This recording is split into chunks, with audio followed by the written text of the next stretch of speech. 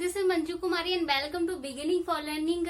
तो गाइज आज हम करने वाले हैं सीडीपी का एक टॉपिक, बहुत ही फेमस टॉपिक है, वो है कॉग्निटिव डेवलपमेंट थ्योरी। ये जो कॉग्निटिव डेवलपमेंट थ्योरी है, इसके बारे में इंट्रोडक्शन का पार्ट मैं पहले वाले वीडियो में करवा चुकी हूँ। ये जो थ्योरी है वो है जीन पियाजे की, ठीक है। मैं पहले इसके बारे में वैसे जो है इंट्रोडक्शन वाला जो वीडियो है वो बना चुकी हूँ। ये थ्योरी है जीन पियाजे के बारे में, उसमें मैंने जीन पियाजे के बारे में डिटेल में बताया हुआ है, ठीक है। और भी उनके जो और कंसेप्ट जो उन्होंने दिए हैं बच्चों के डेवलपमेंट को लेकर, कॉग्निटिव डेवलपमेंट को लेकर, वो भी मैं बता चुकी हूँ। आज इस वीडियो में हम स्टेजेस के बारे में बात करने वाले हैं, कौन सी इन्होंने अवस्थाएं जो है वो बताई हैं। हमारे जो मेंटल डेवलपमेंट होता है, हमारे संज्ञात्मक जो विकास होता है वो किस तरह से होता है, कौन कौन से स्टेजेस के अकॉर्डिंग होता है, क्योंकि उन्होंने पहले ही बताया था कि जो विकास होता है, जो संज्ञात्मक विकास होता है, वो एज के अकॉर्डिंग होता है, ठीक है। जैसे जैसे जो है वो एक बच्चे की एज बढ़ती जाती है, उम्र बढ़ती जाती है, उसका संज्ञानात्मक विकास जो है वैसे ही अच्छा होता जाता है और अच्छे से जो है वो डेवलप होता जाता है, ठीक है। तो उस अकॉर्डिंग उन्होंने 4 स्टेजेस बताई है, 4 अवस्थाएं हैं। पहली है सेंसरी मोटर, ठीक है, जिसको शैशव अवस्था कहते हैं हिंदी में। ये 0 से 2 इयर्स तक आती है, यानी जब बच्चा जन्म लेता है उसके बाद से 2 साल तक के बच्चे की जो डेवलपमेंट होता है उसको कहते हैं सेंसरी मोटर स्टेज, यानी शैशव अवस्था। दूसरी स्टेज होती है, दूसरी अवस्था होती है प्री ऑपरेशनल। ये होती है 2 से 6 साल तक के बच्चे के लिए होती है, इसको पूर्व संक्रियात्मक अवस्था भी कहते हैं हिंदी में, ठीक है। देन थर्ड स्टेज है कॉन्क्रीट ऑपरेशनल स्टेज। ये होती है 7 से 11 इयर्स के बच्चे की जो संज्ञात्मक विकास होता है उसके बारे में बताया जाता है इस वाली स्टेज में। और जो फोर्थ है वो है फॉर्मल ऑपरेशनल स्टेज, वो होती है 11 से मतलब 11 साल से ऊपर के जो बच्चे होते हैं उनके लिए इसमें बताया गया है कि 11 साल से ऊपर की एज के जो बच्चे हैं उनका जो है कॉग्निटिव डेवलपमेंट कैसे होता है, संज्ञानात्मक विकास उनका कैसे होता है, वो इसमें बताया जाता है। इसको ऑपरेशनल, इसको बोलेंगे औपचारिक संक्रियात्मक, ठीक है। कॉन्क्रीट को बोलते हैं मूर्त संक्रियात्मक, तो उनके हिंदी के नाम भी हैं। सेंसरी मोटर को हिंदी में कहेंगे शैशव अवस्था, प्री ऑपरेशनल स्टेज को कहेंगे पूर्व संक्रियात्मक अवस्था, ठीक है। कॉन्क्रीट ऑपरेशनल स्टेज को बोलेंगे मूर्त संक्रियात्मक अवस्था, और फॉर्मल ऑपरेशनल स्टेज को हिंदी में कहेंगे औपचारिक संक्रियात्मक अवस्था, ठीक है। और इनकी मैंने जो है वो एज भी लिख दी है।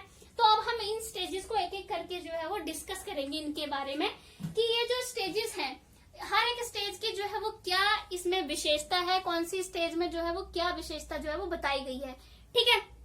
तो सबसे पहले हम जो करने वाले हैं, मैं इसे साफ कर देती हूँ। पहली स्टेज के बारे में बात करेंगे सेंसरी मोटर स्टेज, यानी शैशव अवस्था, जो कि 0 से 2 इयर्स मानी जाती है।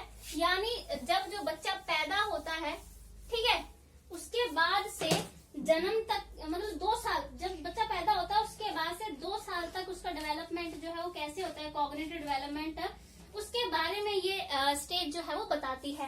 अब जैसे हम इसी को तोड़ के देखते हैं पहले, जैसे सेंसरी एंड मोटर। सेंसरी का मतलब होता है सेंसेस, ठीक है, जो हमारे सेंस होते हैं, ज्ञानेंद्रियां जिसको हम बोलते हैं, इंद्रियां कह देते हैं इनको, ठीक है। सेंस यानी जो हमारी इंद्रियां हैं, ठीक है। और मोटर का मतलब होता है फिजिकल, यानी शारीरिक, ठीक है, फिजिकल यानी शारीरिक,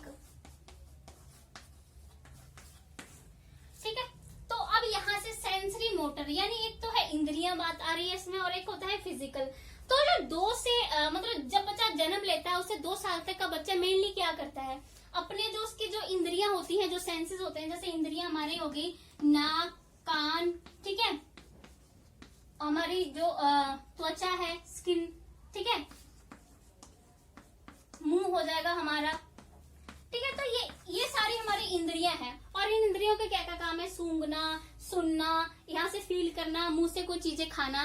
तो बच्चा जो छोटा होता है तो वो क्या करता है, अपने सेंसेस का प्रयोग ही करता है ना, जैसे उसको जो है अगर मतलब उसको जैसे सुनना वगैरह, अगर आप छोटा बच्चा है, झूले में झूल रहा हो, कोई चीजें बजाने वाली बजा दो, एकदम खुश होने लगता है, ठीक है। अगर आप उसके सामने ऐसे उससे बातें करने की कोशिश करो, ठीक है, तो वो बड़ा खुश होता है, उसको समझ में कुछ नहीं आ रहा होता है, बस उसको चीजें दिख रही होती हैं कि हाँ कोई मेरे सामने है, ठीक है, तो वो सेंसेस का प्रयोग कर रहा है। उसे जो है वो इस तरह से अगर भूख लग रही है ना, तो वो रोने लग जाता है।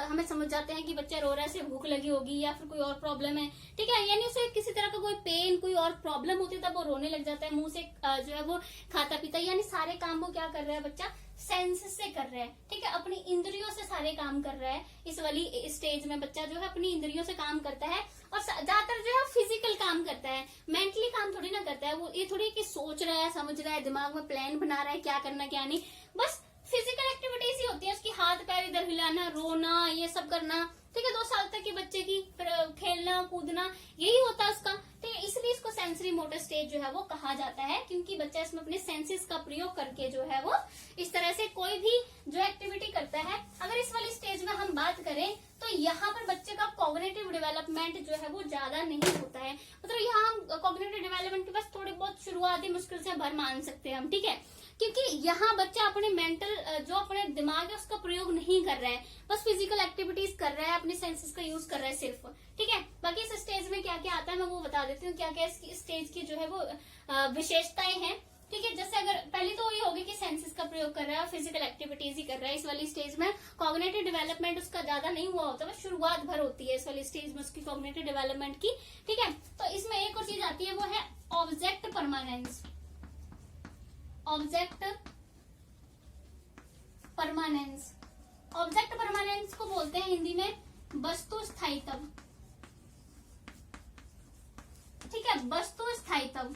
वस्तु स्थायित्व का मतलब होता है कि जैसे अगर मैं बात करूं, अगर मैं 1.5 साल तक के बच्चे की बात करूं, अगर 1.5 साल से पहले का बच्चा है, बहुत छोटा बच्चा है ना, बैठना मुश्किल से ही सीख पाता है, उस टाइम तो बैठना उठना ही सीख पाता है, तो वो बच्चा क्या करता है, उसके सामने अगर आप कोई भी चीज लेके आ रहे हो, कोई खिलौना लेके आ रहे हो, कोई बजाने वाली चीज लेके आ रहे हो, ठीक है, तो अगर आप उस चीज को हटा दिए, उसकी जगह दूसरी नई चीज ले आए, तो क्या बच्चा उस चीज के लिए रोएगा कि इसको वही वाली चीज चाहिए जो पहले वाली थी? नहीं।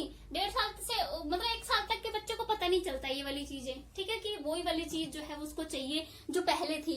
बट अगर मैं बात करूं तो 1 साल के बाद जो है बच्चे में ऑब्जेक्ट परमानेंस आ जाता है, वस्तु स्थायित्व आता है, यानी उसको चीजें थोड़ी याद रहती हैं कि वो अलग चीज थी और ये अलग चीज है, मतलब वस्तुओं को पहचानना शुरू कर देता है वो, ठीक है। अगर आपने उसको अभी मान लीजिए कि कोई और डॉल दी है और उसको पहले वाली डॉल से वो खेल रहा है, ठीक है, तो उसको आपने और डॉल दे दी बच्चे को, तो वो रोने लगेगा, पहली वाले के लिए जिद करेगा कि उससे, जैसे आपने देखा छोटे छोटे बच्चे होते हैं, हम गोद में लेके मेले मुल्ले में जाते होते हैं, तो बच्चे कोई चीज मांग रहे हैं, अगर वो महंगी चीज हो तो पेरेंट्स कोशिश करते हैं कोई और चीज उठा के दे ये, तो बच्चा जिद करेगा, उसको फेंक देगा, उसको नहीं चाहिए वो, उसको वो चाहिए जो वो उसे दिख रही है, तो वहां उसकी ऑब्जेक्ट परमानेंस आ गया। आप दूसरी चीजें भी लेके आओगे तो उसको पहचान है, अब उसको वही चीज चाहिए, यानी अब ऑब्जेक्ट परमानेंस का मतलब उसके दिमाग में चीजें बैठ रही हैं, उसे याद रह रही हैं थोड़ी कि हाँ ये वो वाली चीज नहीं है, उसको वही चाहिए जो उसने पहले पसंद की थी।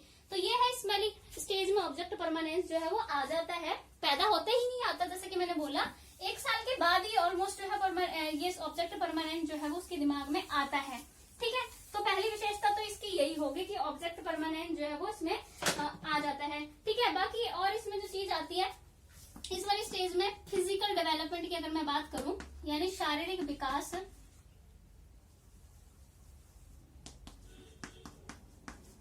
ठीक है, फिजिकल डेवलपमेंट जो है यानी शारीरिक विकास जो इस वाले स्टेज में बहुत तेजी से होता है, ठीक है, बहुत तीव्रता से होता है, क्योंकि आपने देखा ही होगा जैसे बच्चा पैदा होता है ना, जब पैदा होता है तो 2.5-3 किलो का बच्चा होता है ना, उसका इतना सा वेट होता है, बट जैसे ही बच्चा धीरे धीरे कुछ महीनों में देखो उसका वेट भी बढ़ जाता है, फिर बहुत ही कम समय में जो है वो बैठना शुरू कर देता है, 2 साल तक तो बच्चा जो है वो चलना भी शुरू कर देता है, और उसके बाद क्या इतना सा डेवलपमेंट हमारी एज में बाद में होता है क्या? इस वाली स्टेज में सबसे ज्यादा होता है।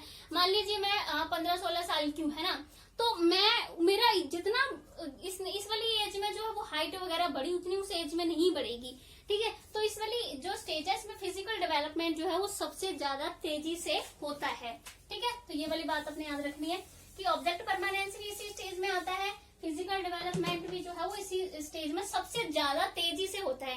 ये नहीं कि बाकी स्टेजेस में फिजिकल डेवलपमेंट नहीं हो रहा है 2 साल तक की थोड़ी ना हमारी हाइट वेट बढ़ेगा, बट यहाँ तेजी से सबसे ज्यादा हो रहा है, ठीक है। तो जो थर्ड इसकी जो विशेषता है वो है इमिटेशन। इमिटेशन यानी नकल करना। इस वाले स्टेज में यानी अगर मैं 2 साल तक के बच्चे की बात करूं तो बच्चे इस वाले स्टेज में नकल ज्यादा करते हैं। वो देखेंगे कि बड़े घर में क्या कर रहे हैं, कोई और क्या कर रहा है उसको देखेंगे, फिर बिल्कुल वैसे करने की कोशिश जो है वो करते हैं। जैसे आपने देखा होगा कई, जैसे मेरे घर में छोटी सी बच्ची है, रोटी का बड़ा होता है उसका, जैसे आटा गूंदा हुआ, वो हमें देखती कि रोटी कैसे बेल रहे हैं, कैसे कर रहे हैं, आटा लेगी, बिल्कुल वैसे ही नकल करते हैं बच्चे कि भी आटे को ऐसे गोल गोल कर रहे हैं तो वो भी ऐसे करेंगे, फिर उसको रोटी को ऐसे बेलन से बेल रहे हैं तो उसने भी सेम वैसे ही करना है, होए ना होए इससे, लेकिन जैसे हम कर रहे हैं बच्चे ने बिल्कुल वैसे करना है। और कपड़े धोते हुए बच्चे बड़े करते हैं, मेरे घर में जो बच्ची है वो तो यही करती है ज्यादातर, छोटे भी ज्यादा यही करना था उसने कि कपड़े धो रहे हैं, उसने भी अपने कपड़े पानी में भिगो देने, सर्फ वगैरह सब कुछ उसमें डाल देना, चाहे सारा कुछ गलत कर रही है सारा सर्फ डाल दे, बट उसको ये है कि जैसे हम धो रहे हैं बिल्कुल वैसे ही धोने, ब्रश का यूज भी करना है उसने, हाथों से भी करने हैं। मतलब बच्चे जो है वो यहाँ पर जो है वो खुद अपने दिमाग में नहीं सोचते हैं चीजें, क्योंकि उनका कॉग्निटिव डेवलपमेंट शुरुआत भर होती है, ठीक है, वो खुद नहीं सोचेंगे ये चीज कैसे होनी चाहिए कैसे नहीं। अब जैसे देख रहे हैं सामने जो देख रहे हैं वो बिल्कुल वैसे करने की कोशिश ही करते हैं, ठीक है, इमिटेट ही करते हैं इस वाली एज में। तो यहाँ जो है वो नकल भी जो है इसकी एक विशेषता है, ठीक है। तो ये सारी विशेषता है सेंसरी मोटर स्टेज की। अब हम दूसरी जो स्टेज है उसके बारे में बात करेंगे। सेकंड स्टेज है प्री ऑपरेशनल स्टेज, ठीक है।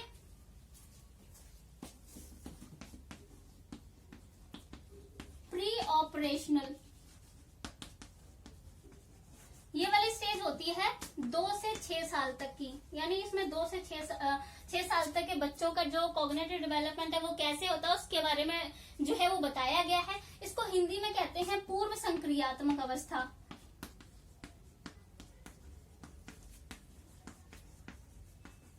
ठीक है, इसे हिंदी में पूर्व संक्रियात्मक अवस्था कहा जाता है। और इस वाली स्टेज की जो एज है, ठीक है, एज ग्रुप आप जरूर मेंशन करना कि 2 से 6 साल तक होती है, ठीक है। मेंशन क्या करना, अगर सीटेट की बात करूं वहां क्वेश्चन पूछे जाते हैं तो एज तो जो है वो पूछी जाएगी कौन सी स्टेज की कौन सी एज है, ठीक है।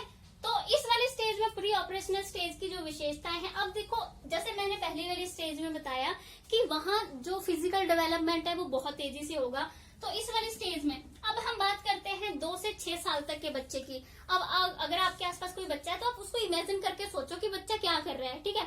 अब 2 से 6 साल तक का बच्चा क्या करेगा, पहली बात तो इस वाली स्टेज में आती है कि लैंग्वेज डेवलपमेंट जो है वो इस वाली जो स्टेज है इसमें ज्यादा जो है वो तेजी से होता है, ठीक है। लैंग्वेज डेवलपमेंट इस वाली यानी भाषा का जो विकास है, ठीक है, भाषा का विकास जो है वो इस वाली एज में बहुत तेजी से होता है, तीव्रता के साथ में होता है, ठीक है। अब जैसे कि 2 साल तक का बच्चा है ना, पहले 2 साल तक का बच्चा बोलना अब तो शुरू कर ही देता है, पापा मम्मी वगैरह सब कुछ। अब उसके बाद बच्चा ना, आप देखोगे ना आगे, जैसे मेरे घर में तो है एक छोटी सी बच्ची, इतने ज्यादा शब्द सीख जाते हैं ना बच्चा, आसपास का जो कुछ भी बोल रहा होगा जल्दी से बोलना सीख जाएंगे, उसको ज्यादा एकदम जो कुछ भी नए शब्द आए उसको पता होता है कि क्या शब्द है, ठीक है। तो यहाँ पर जो है वो बच्चे का जो लैंग्वेज डेवलपमेंट है, भाषा का विकास है वो बहुत तेजी से होता है इस वाली एज में। बच्चे जो कि इस पे आसपास में कुछ भी सुनेंगे वही दोहराना जो है वो शुरू कर देते हैं, ठीक है। मतलब यहाँ उनका लैंग्वेज डेवलपमेंट जो है बहुत तेजी से होता है। तो ये इसकी पहली विशेषता है कि लैंग्वेज डेवलपमेंट बहुत तेजी से होगा, ठीक है। और दूसरी विशेषता है इसकी, अगर हम लॉजिक की बात करें, ठीक है, तो यहाँ पर ये लेस लॉजिकल हम इसको जो है वो कह सकते हैं कि यहाँ भी अभी लॉजिक नहीं आया होता है। अब 2 साल तक का बच्चा जो है वो तर्क की बातें कैसे करेगा, है ना, तर्कहीन ही होएगा ना, यहाँ पर वो ऐसी आप लॉजिक वाली बात थोड़ी ना करेगा, ठीक है। बच्चे को तो मतलब ऐसे लेस लॉजिकल बातें करता है, तर्कहीन बातें करता है, कुछ भी बोलेगा वो अपने मर्जी से। बच्चे कहानियां टाइप भी बोलने लग जाता है कि भूत होता है, कि ये होता है, कि वो होता है, पता नहीं कौन कौन सी कहानियां सुनाना शुरू कर देते हैं, ठीक है। मतलब कुछ भी बोलेंगे जो मतलब लॉजिक ही नहीं है उसमें, कुछ भी इलॉजिकल बातें जो है वो यहाँ पर करते हैं। यहाँ लॉजिक इस वाली एज में नहीं आया होता है, ठीक है। मतलब थोड़ा बहुत तो आइडिया होता है बट लेस लॉजिकल बोल लेंगे हम इसको, बिल्कुल अच्छे तरह से। जैसे हम लॉजिक लगाते हैं किसी भी चीज में, ये वाली चीज क्यों हो रही है, कैसे हो रही है, ये हम कहेंगे कि ऐसा तो हो ही नहीं सकता, ठीक है। अगर आप इस वाली एज में बच्चे को कह दो ना कि तभी तो इसमें लेस लॉजिकल वाली बातें होती है कि बच्चे को कह देते हैं कि सो जा नहीं तो भूत आ जाएगा, ठीक है, फिर नहीं सोई तो भूत आ जाएगा, फिर ऐसे कैसे भूत आ जाएगा, वो तो मान लेते हैं इस वाली बात को कि सो जाना चाहिए नहीं तो भूत आ जाएगा, ठीक है। वही कुछ लोग पेरेंट्स बच्चे को खाना खिलाने के चक्कर में भी ऐसी ऐसी बातें बोलते भी, तूने खाना नहीं खाया तो तुझे यमराज उठा के लेके चले जाएंगे। अब उनको लॉजिक तो है नहीं उनके माइंड में कि लॉजिक लगाएंगे कि ऐसा तो होगा, हो ही नहीं सकता, कौन यमराज है, कौन नहीं आता, ऐसा कुछ नहीं होता है। तो वो तो जो आप बोलेंगे वही मान लेगा, लॉजिक नहीं लगा पाते, तर्क नहीं लगा पाते कि ऐसा तो हो ही नहीं सकता है, ठीक है। तो थ्योरी तो और भी आपने देखा होगा, और भी इसकी विशेषताएं मैं इसमें डिस्कस करूंगी। तो ये वाली हो गई कि इसमें लैंग्वेज डेवलपमेंट ज्यादा तेजी से होता है और ये लेस लॉजिकल स्टेज होती है, इसमें बच्चा इतने लॉजिक जो है वो नहीं लगाता है। ठीक है, बाकी इसमें हम और बातों की करेंगे। एक तो इसमें हम कंजर्वेशन की बात करेंगे। कंजर्वेशन होती है, जैसे हिंदी में मुझे एग्जैक्टली याद नहीं आ रहा इसे क्या कहते हैं, बट जैसे किसी चीज में कोई कितना कर रखा जाता है उसे कंजर्वेशन बोलेंगे। जैसे मैंने बोला, जैसे एक बॉक्स है, इसमें मैंने इतना सामान रख दिया, एक बॉक्स और है उसमें मैंने इतना सामान रख दिया, इसे कंजर्वेशन बोलेंगे। मतलब ऐसे किसी चीज में किसी जगह पे सामान को रखना। ठीक है, तो इस वाली एज में बच्चों का कंजर्वेशन वाला जो कंसेप्ट है वो डेवलप नहीं हुआ होता है। ठीक है, उसमें कंजर्वेशन नहीं आती है। जैसे फॉर एग्जाम्पल, अगर अब एक बच्चा है उससे आप पूछोगे, ठीक है, एक मान लीजिए ये एक बॉटल है, ठीक है, ये लंबी बॉटल है, ठीक है, और एक जो है वो इस तरह से इतनी सी ऐसी बॉटल है, ठीक है, ये ज्यादा लंबी नहीं है। ठीक है, मैं इसको और छोटा बनाती हूँ और कंसेप्ट क्लियर होगा। फिर ये बॉटल लंबी ज्यादा नहीं लेकिन चौड़ी तो है। ठीक है, तो दोनों बॉटल में मान लो जी मैं पानी डाल रही हूँ तो दोनों बॉटल में समान पानी आएगा। ठीक है, क्योंकि ये लंबी है। ठीक है, इसमें भी मान लीजिए 200 ml आ रहा है या 300 जो भी है, इसमें भी उतना आ रहा है, इसमें भी उतना पानी आ रहा है, या दूध डाला मैंने। ठीक है, बट अगर आप बच्चों से पूछोगे ना कि कौन सी बोतल में मैंने दूध डाला, कि कौन सी बोतल में दूध ज्यादा है, तो बच्चे जो है वो किस में बोलेंगे, लंबी वाली बोतल में बोलेंगे, क्योंकि उनको दिख रहा है कि ये बड़ी है और बड़ी है तो इसमें ज्यादा पानी आएगा, और ये छोटी है इसलिए इसमें कम आएगा। बट उनको ये नहीं पता, समझ में है, यहाँ कंजर्वेशन का उनका कंसेप्ट नहीं क्लियर है कि वो चौड़ी तो है ना, तो दोनों में बराबर पानी आएगा। बट इस तरह से उनका जो कंजर्वेशन का कंसेप्ट है वो उनका ज्यादा क्लियर नहीं होता है, उनका नहीं डेवलप होता है इस वाली स्टेज में, कि इस तरह से कि भी दोनों बॉटल में समान पानी आएगा, क्योंकि वो लंबी है और वो चौड़ी है। तो कंजर्वेशन का जो कंसेप्ट है वो नहीं उनका डेवलप होता है इस वाली स्टेज में। ठीक है, और एक और इसकी वो है इरिवर्सिबिलिटी।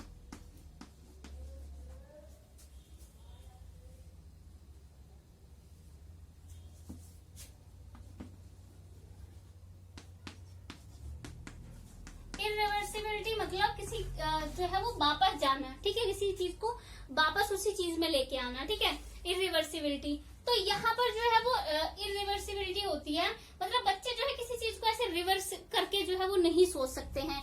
ठीक है, जैसे मान लीजिए अगर हम जैसे अगर फ्रिज में हम पानी रखा हमने, है ना, तो जो पानी हमने फ्रिज में रखा तो वो बर्फ बन गई। ठीक है, तो अब बच्चों को ये समझ में नहीं आएगा कि अगर पानी को हम फ्रिज में रख रहे हैं तो वो बर्फ बन गई, अगर मैं फ्रिज में से बर्फ को बाहर निकाल के रख दूं घंटे भर के लिए तो वो फिर से पानी बन जाएगा। उनको ये नहीं समझ में आएगा, वो चीजों को रिवर्स नहीं कर पाएंगे कि अगर जो है वो पानी से बर्फ बन सकती है तो बर्फ से पानी भी बन सकता है। वो इस कंसेप्ट को जो है वो नहीं समझ पाएंगे। उनको तो ये लगेगा कि पानी से बर्फ ही बनती है। ठीक है, पानी को रखेंगे और बर्फ बनेगी, वो ये नहीं समझ पाएंगे, रिवर्स नहीं कर पाएंगे कि पानी से जो है वो इस तरह से क्या है, बर्फ से पानी भी बन सकता है। ठीक है, तो इसलिए इस वाली जो स्टेज है इसमें इरिवर्सिबिलिटी होती है, मतलब रिवर्स नहीं कर पाते हैं वो चीजों को।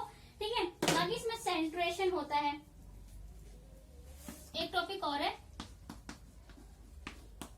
सेंट्रेशन, हम इसको केंद्रीकरण भी कह सकते हैं। सेंट्रेशन मतलब वो खुद को एक सेंटर पॉइंट मानते हैं। जैसे कोई बच्चा है सेंटर पॉइंट खुद को मानेगा दुनिया का भी, जो मैं सोच रहा हूँ ना, कि जो मैं सोच रहा हूँ, ठीक है, वही सही है। ठीक है, मतलब जो मैं जिन चीजों के एस्पेक्ट देख रहा हूँ कुछ भी चीज का, तो वही है उसका एस्पेक्ट। यानी वो क्या करते हैं सेंट्रेशन में कि वो एक ही कोई भी चीज है ना, ठीक है, कोई भी चीज है तो उसका एक ही एस्पेक्ट जो है वो देखेंगे, एक ही चीज को सेंटर बना के देखेंगे। जैसे फॉर एग्जांपल मैं सेंट्रेशन को एक एग्जांपल से समझाती हूँ।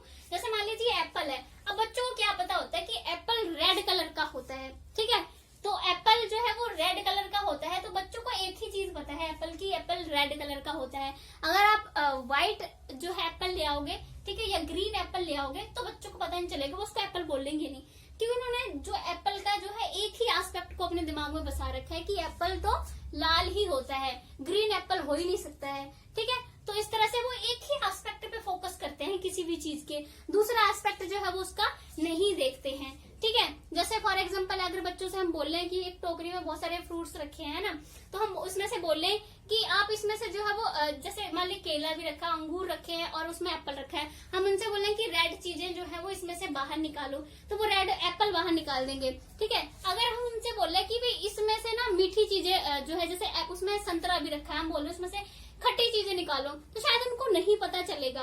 ठीक है, उनका कलर से पहचान रहे हैं सिर्फ, मतलब जैसे एक एप्पल है, रेड एप्पल है, तो वो उसकी एक ही जो फीचर है, एक ही विशेषता है, उसको ही पहचानेंगे, दूसरी नहीं कि एप्पल मीठा भी होता है। ठीक है, वो खा के उनको पता चल जाएगा तो ठीक है। तो मतलब ये कहने का मतलब ये सेंट्रेशन का, वो किसी भी चीज के एक ही एस्पेक्ट पे फोकस करते हैं कि भाई ये तो ऐसा ही हो सकता है। ठीक है, जैसे अगर और चीजों की मैं बात करूं, अगर ग्रेप्स की बात करूं, तो बच्चों को हमने दिखा दिया कि ग्रीन ग्रेप्स होते हैं, तो वो सिर्फ ग्रीन ग्रेप्स ही मानेंगे। वो ब्लैक ग्रेप्स जो है ऐसी तरह से उनका एस्पेक्ट नहीं देख पाएंगे, फिर उनको ब्लैक तो उसको ग्रेप्स नहीं मानेंगे। मतलब एक ही चीज पे उन्होंने फोकस जो है वो किया है, एक ही पक्ष पर जो है ध्यान देते हैं। देन आता है ईगोसेंट्रिक।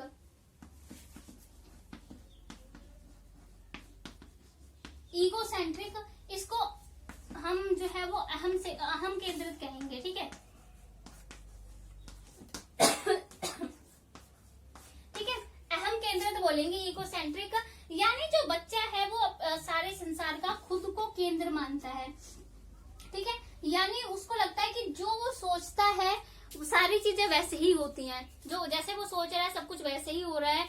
ठीक है, जो चीजें वो मान रहा है सब लोग बिल्कुल वैसे ही मानेंगे। ठीक है, मतलब वो अपनी बातों पे ज्यादा वो करता है कि उसको लगता है कि जो मैं सोच रहा हूँ, जो कुछ मैं कर रहा हूँ वही सही है, और बाकी लोग भी बिल्कुल वैसे ही करते हैं। मतलब जैसे मैं हूँ, मैं जो सोच रहा हूँ, ठीक है, अपना दृष्टिकोण को जो है वो ज्यादा वैल्यू जो है वो देता है। ठीक है, मतलब उसको अपना दृष्टिकोण सही लगता है, उसको लगता है बाकी सारे भी जैसे मैं सोच रहा हूँ वैसे ही सोच रहे हैं। देन इसकी नेक्स्ट जो विशेषता आती है वो है एनिमिज्म। ठीक है,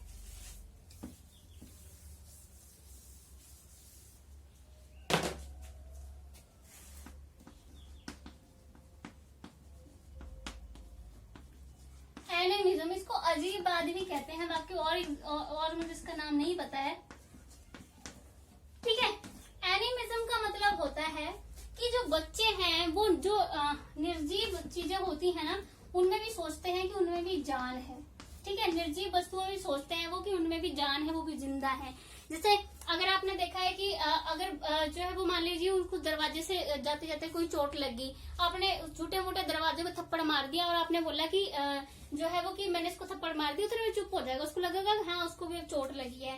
ठीक है, वैसे ही जो है जैसे हम लोग, जैसे किसी ने अगर बच्चे को ऐसे डरा दिया थप्पड़ से मार के, और कई लोग क्या करते हैं सामने वाले से दिखाते कि ले मैंने उसको मार दिया, पीठ पे ऐसे रखेंगे और थप्पड़ मार देंगे अपने हाथ में, लो मैंने इसको मारा, उतने में वो खुश हो जाता है। ठीक है, तो मतलब ये है कि उसको लगता है जैसे धरती पे नीचे गिर गया, ठीक है, तो हमने धरती को ऐसे थप्पड़ लगा दिया कि हम मैंने इसको मारा है, तब बच्चा चुप हो जाएगा, उसको लगता है कि धरती को भी जैसे मुझे चोट लगी, मुझे दर्द हो रहा है, उसको भी दर्द हो रहा है, अब उसकी भी पिटाई हुई है। ठीक है, तो इससे क्या है कि उनको लगता है कि जो निर्जीव चीजें हैं वो भी सजीव हैं इस वाली एज में। ठीक है, जैसे कई बार डॉल वगैरह की जो बच्चे कितनी केयर करते हैं ना, कि उसको बोलते हैं कि ये मेरी कुछ कोई ऐसे भी भाई बहन ही बना लेते हैं डॉल को कि मम्मी इसको भी खाना दो, इसको भी दूध दो, उनको लगता है कि ये भी खाना दूध मेरी तरह इसने भी पीना है, तो उसको भी बच्चे खिला रहे हो, तो कोई चीज खा रहे हैं उसको भी खिलाएंगे साथ में। ठीक है, उनको लगता है कि ये भी जिंदा है, भी इसने भी खाना है। ठीक है, तो इसे कहते हैं एनिमिज्म। देन एक और इसकी विशेषता है वो है ये, इसको जो है वो टॉय एज भी माना जाता है। ठीक है, क्योंकि इस वाली एज में ही 206 साल के बच्चे ये जो है ना वही खिलौने से खेलते हैं ना। 206 साल के बच्चे जिद करते हैं इनको खिलौने चाहिए, गाड़ी चाहिए, किसी लड़कियों को गुड़िया चाहिए, कुछ भी ऐसी चीजें मांगते रहते हैं। मेले मुल्ले में भी कहीं जाएंगे तो ऐसे खिलौने के लिए जिद करते हैं। ठीक है, उनको उस टाइम ये नहीं जिद करते कि हमें जो है वो ये हमें ये करना है, हमें वहां जाना है, ये करना, उनको खिलौने की जिद होती है ज्यादा। खिलौनों को कहीं भी देख लेंगे बस वही जो है वो जिद करने लगता है, खिलौने से खेलते हैं इस वाली एज में ज्यादा बच्चे। ये नहीं कि बाहर गए और बच्चों के साथ में खेल रहे हैं, उनको अपने खिलौने से ही बहुत है, अपने खिलौने से ही अपना टाइम पास कर लेते हैं, उन्हीं से जो है वो खेल लेते हैं। ठीक है, तो सेकेंड स्टेज की जो है वो ज्यादा ही विशेषताएं हैं इस प्रकार से। बस अब हम लोग करने वाले हैं थर्ड स्टेज, देन फोर्थ, जल्दी से कंप्लीट हो जाएंगे ये, इनमें ज्यादा डिटेल नहीं है। ये हमारे पास आती है कॉन्क्रीट ऑपरेशनल स्टेज। एक मिनट, कॉन्क्रीट ऑपरेशनल स्टेज।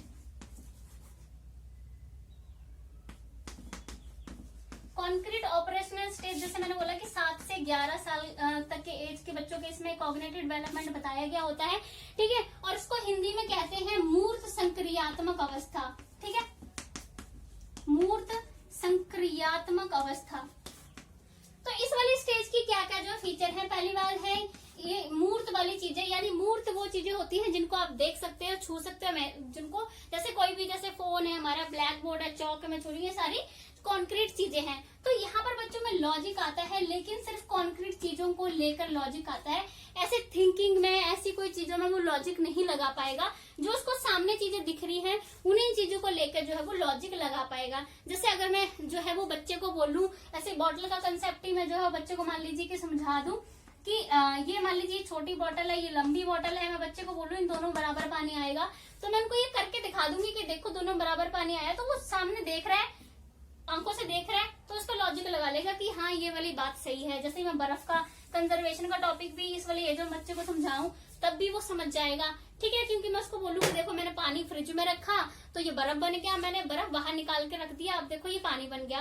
तो लॉजिक आया, लेकिन सिर्फ कॉन्क्रीट चीजों को लेकर, जो सामने दिख रही है उस चीजों को लेकर ही इसमें जो है बच्चे में लॉजिक यानी कि तर्क आता है, ठीक है। मूर्त चीजों को लेकर ही बच्चों में तर्क आता है, जिसे वो देख सकता है, छू सकता है, ठीक है। तो लॉजिक आया, बस सिर्फ कॉन्क्रीट चीजों को लेकर उसमें लॉजिक जो है वो आता है। इसको प्री गैंग एज भी कहते हैं, ये भी इसकी एक विशेषता है, प्री गैंग एज, यानी गैंग एज मतलब जब बच्चा समूह बनाकर खेलता है बच्चों के साथ में, तो ये प्री गैंग एज होती है। जब ये 7 से 11 साल के बच्चे होते हैं तो थोड़ा थोड़ा बच्चों के साथ में खेलना शुरू जो है वो कर देते हैं। तो ये इसकी दूसरी विशेषता है, ठीक है। देन उसके बाद है यहाँ पर कंजर्वेशन वगैरह का सारा जो कंसेप्ट है बच्चे में जो है वो आ जाता है, ठीक है। जैसे मैंने पहले बताया कंजर्वेशन, जैसे मैंने अभी ये टॉपिक आपको समझाया था पीछे की बॉटल में, इसमें जो और इसमें बराबर पानी आएगा, तो ये वाला टॉपिक अब मैं इस वाली स्टेज में बच्चे को समझा सकती हूँ आराम से, वो समझ भी जाएगा। इसको प्रैक्टिकली करके समझा देंगे तो वो आराम से जो है इस चीज को समझ जाएगा, वो समझ बोल देगा कि ये बड़ी बॉटल है और ये चौड़ी है, इसलिए दोनों बराबर पानी आएगा। और इस वाली एज में बच्चा जो रिवर्सिबिलिटी है बच्चे में वो भी आ जाएगी, ठीक है। जैसे मैंने अभी बोला था कि बर्फ को अगर मैं प्रैक्टिकली करके दिखा दूं तो आराम से समझ जाएगा, यानी रिवर्सिबिलिटी भी जो है वो इस वाली स्टेज में आ जाती है। बाकी सीरिएशन भी इस वाली स्टेज में आता है। सीरिएशन यानी क्रम में रखना चीजों को, ठीक है, क्रम में चीजों को रखना, ठीक है। तो अब वो सीरिएशन भी कर सकता है। अगर मैं उसको जो है वो इस तरह से कोई देती हूँ कि ये बड़ी बड़ी चीजें हैं उसमें मैंने डाली है, उसके बाद मैंने उससे थोड़ी और छोटी चीजें उसमें डाली हैं, उसके बाद मैंने और छोटी चीजें जो मान लीजिए एक टोकरी में रखी हैं, मैं उस बच्चे को बोलूंगी कि इसमें सीरिएशन करो कि बड़ी बड़ी चीजें अलग निकाल के रखो, उसके बाद मीडियम वाली चीजें अलग निकाल के रखो, सबसे छोटी अलग निकाल के रखो। तो वो इस तरह से सीरिएशन जो है वो उनका कर सकता है, ठीक है। मतलब मैं उसको बोलूं कि इस तरह से रखो, आपकी पहले बड़ी, फिर उससे छोटी, फिर सबसे छोटी चीजें ऐसे अरेंज करके रखो, तो बच्चा सीरिएशन जो है वो कर देगा, क्रम में उनको रख सकता है आसानी से, ठीक है। और बाकी यहाँ पर क्लासिफिकेशन भी जो है वो बच्चे में आ जाता है, यानी चीजों को वो क्लासिफाई कर सकता है, मतलब वर्गीकरण जो है उनका कर सकता है, ठीक है। क्लासिफिकेशन यानी वर्गीकरण। अब इस वाली स्टेज में बच्चे में वर्गीकरण भी आ जाएगा। जैसे अगर मैं एक फ्रूट की टोकरी में आम, सेब, केला ऐसी सारी चीजें रखूं और बच्चे को बोलूं इसमें से ये सारी चीजें जो है अलग करो, सेब अलग रखो, एप्पल अलग रखो, केला अलग रखो, नींबू अलग रखो, ठीक है, तो वो क्लासिफिकेशन आराम से कर पाएगा। इस वाली स्टेज में बच्चा क्लासिफिकेशन भी जो है वो कर सकता है, ठीक है। तो ये वाली सारी विशेषताएं हुई हमारी जो थर्ड हमारी स्टेज है। अब हम लोग बात करेंगे लास्ट स्टेज की, फॉर्मल ऑपरेशनल स्टेज, उसकी क्या विशेषताएं हैं।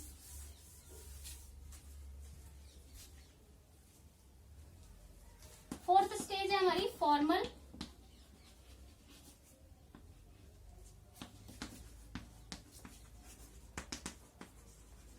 Operational stage. ये है हमारी स्टेज 11 साल से जो है वो इससे ऊपर की होती है। अब लिख सकते हैं वैसे, मतलब 11 साल से ऊपर की एज के बच्चों के कॉग्निटिव डेवलपमेंट के बारे में बताया जाता है।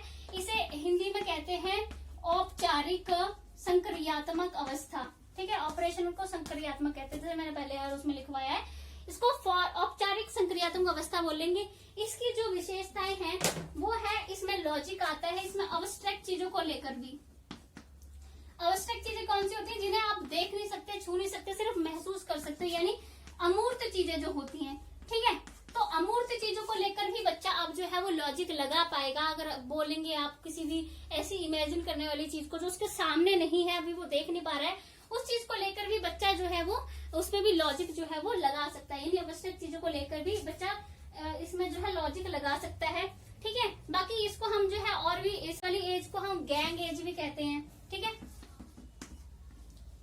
मतलब इस वाली एज में बच्चा अब क्या करता है, 11 साल के बाद जो है वो दोस्त बनाता है, दोस्त बनाकर जो है वो खेलता है, बाहर खेलना, दोस्तों के साथ घूमना फिरना, ये सब इस वाली एज में बच्चे को अच्छा लगता है। इस वाली एज में वो ये सब जो है वो करते हैं। ठीक है, और इस वाली एज को एक और विशेषता है वो है डाइवर्जेंट थिंकिंग।